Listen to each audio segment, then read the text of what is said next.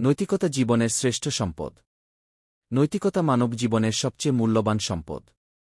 একজন মানুষের দৈনন্দিন জীবনের চালচলন, ওঠাবসা, আচার ব্যবহার, লেনদেন সব কিছুই যখন প্রশংসনীয় ও গ্রহণযোগ্য হয়, তখন তাকে নৈতিক গুণাবলীসম্পন্ন ব্যক্তি বলে। ন্যায়নীতি ও উত্তম চরিত্র ঈমানকে পরিপূর্ণ করে।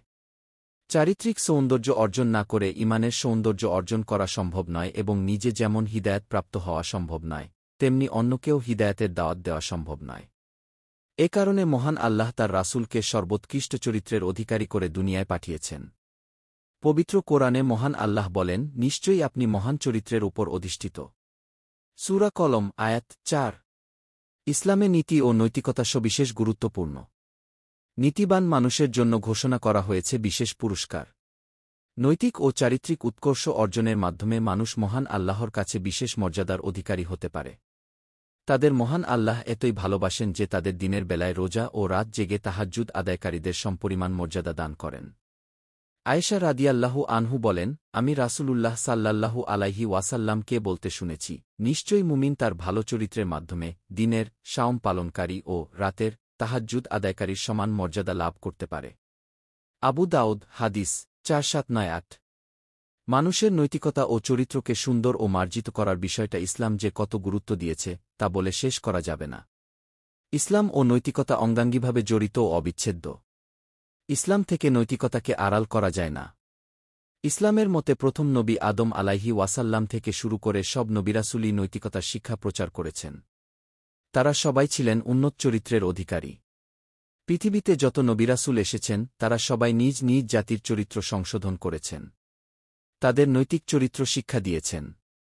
ইসলামের দৃষ্টিতে মানুষের মর্যাদা ও মাপকাঠি হল নৈতিক চরিত্র।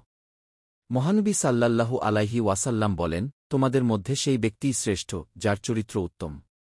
সহিহ বুখারী ও মুসলিম। অপরদিকে হালাল উপায়ে উপার্জন করা ফরজ এবং হারাম, অনৈতিক ও অবৈধ উপায়ে ব্যবসা-বাণিজ্য বা উপার্জন করা হারাম। অবৈধ উপায়ে ব্যবসা-বাণিজ্য করে যে অর্থসম্পদ হাসিল করা হয়, তা আল্লাহর দরবারে কবুল হয় না। তার দোয়াও কবুল হয় না। এমনকি এ অবৈধ সম্পদ দ্বারা কোনো নেক কাজ করলে তাও আল্লাহর কাছে গ্রহণযোগ্য হয় না। সর্বোপরি উপরোক্ত ব্যক্তি আল্লাহর রহমত থেকে বঞ্চিত থাকবে।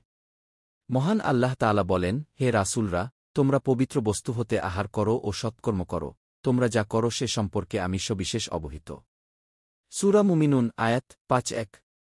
তিনি আরও ইরশাদ করেছেন, হে মুমিনরা, আমি তোমাদের যে হালাল রিজিক দান করেছি তা থেকে আহার করো। সূরা বাকারা আয়াত ১৭২। অনৈতিকতা ও দুর্নীতি বন্ধ করতে হলে নৈতিকতার শিক্ষা সমাজে ব্যাপক করতে হবে। নৈতিকতার শিক্ষা মানুষের মধ্যে সঞ্চারিত করতে হবে। এজন্য সমাজের প্রতিটি মানুষকে এগিয়ে আসতে হবে।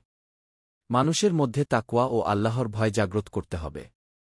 জাগতিক শিক্ষার পাশাপাশি ইসলামী শিক্ষাকে বাধ্যতামূলক করতে হবে।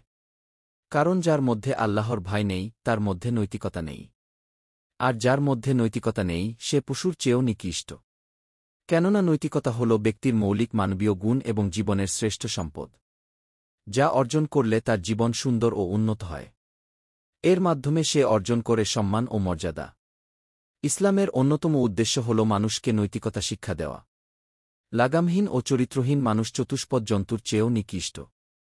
মহান আল্লাহ তাআলা বলেন, তাদের হৃদয় আছে উপলব্ধি করে না, চোখ আছে দেখে না, কান আছে শোনে না, এরা হল চতুষ্পদ জন্তুর মতো, বরং তার থেকেও নিকৃষ্ট।